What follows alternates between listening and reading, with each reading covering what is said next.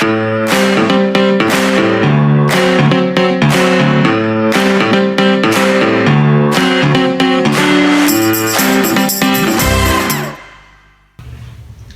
semuanya, jumpa lagi di podcast yang bikin sejarah, nggak cuma didengar, tapi dirasain. Betul banget, bukan podcast biasa, bukan juga pelajaran membosankan, tapi ini adalah sejarah versi anak muda. Bayangin ya, kamu lagi pede dengan rambut gondrongmu. Tiba-tiba, Mas, ikut bentar. Dan boom, gunting udah menanti. Ngeri, tapi nyata, dan itulah kenapa kita bawakan topiknya hari ini. Sorry bro, rambutmu melanggar hukum. Dan tentunya kami nggak sendirian. Kami bersama kelompok BAND.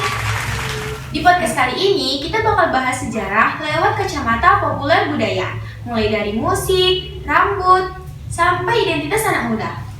Sekarang kita bakalan kenalan satu-satu, biar kalian tahu siapa di balik obrolan yang seru ini.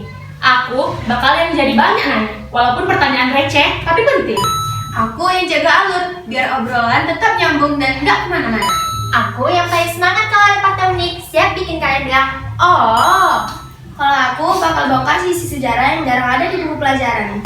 Aku suka ngulik bagian paling menarik dari setiap peristiwa sejarah. Aku bakal ngerangkum di semua biar tetap rapi dan masuk akal.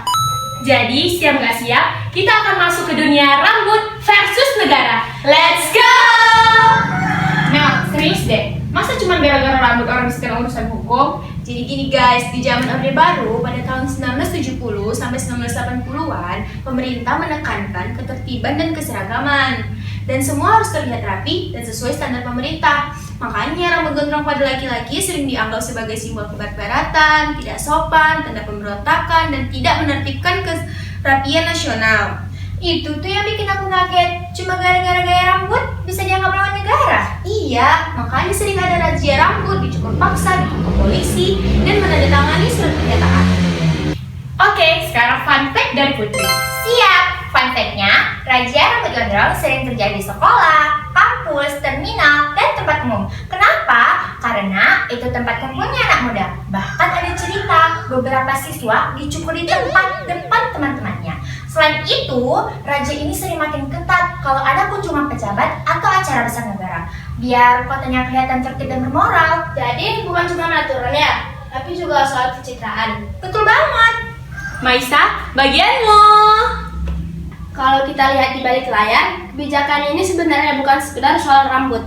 Ini tentang kontrol terhadap gaya anak muda. Banyak aparat sebenarnya tidak sepenuhnya setuju, tapi harus menjalankan perintah dari atas. Ada juga bahwa beberapa polisi memilih memberi peringatan dulu sebelum benar-benar menangkap. Jadi ini bukan cuma anak muda versus polisi, tapi lebih ke tekanan sistem dan kenegaraan.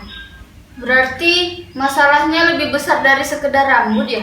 Iya, ini bukan cuma soal budaya, tapi juga soal tentang kenegaraan. Umi, bagian mana sih yang paling menarik menurut kamu?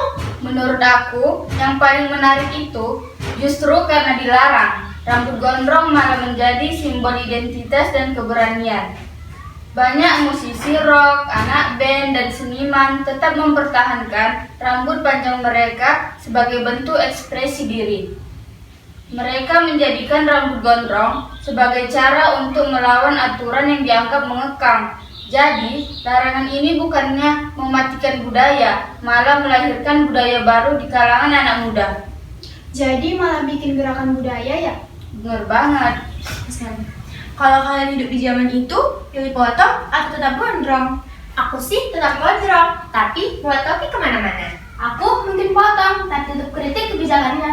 Aku bakal tetap gondrong sebagai bentuk ekspresi. Aku mungkin kompromi, rapi, tapi tetap jadi diri sendiri. Beda-beda ya, tapi semuanya masuk akal. Salsa, rangkumin dong. Kalau kita simpulkan, kasus larangan rambut gondrong ini menunjukkan bahwa budaya populer, bahkan sekecil gaya rambut, bisa menjadi alat politik dan kontrol sosial. Dari sini kita belajar bahwa sejarah bukan hanya tentang presiden, bahkan perang, tetapi juga kebebasan berekspresi bagi generasi muda. Setuju, keren banget. Itu dia podcast kita hari ini. Sorry bro, rambutmu melanggar hukum. Semoga kalian lihat sejarah dari sisi yang lebih dekat dengan kehidupan kita. Sampai jumpa lagi di podcast BAND. Bye semuanya!